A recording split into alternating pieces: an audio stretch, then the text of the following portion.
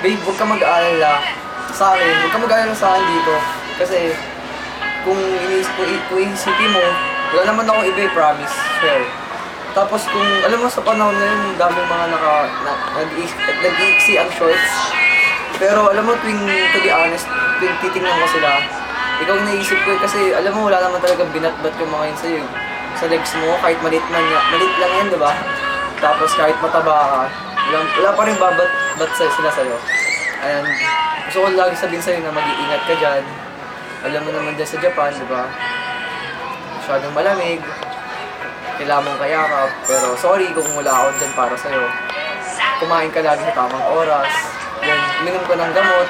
Pagpasensya mo talaga kung wala ako. Kung hindi kita makasamahan. Kung hindi kita maalagaan kung may sakit ka. Lagi kang mag-iingat. At lagi kang magja-jacket. Sabi ko nga, di ba?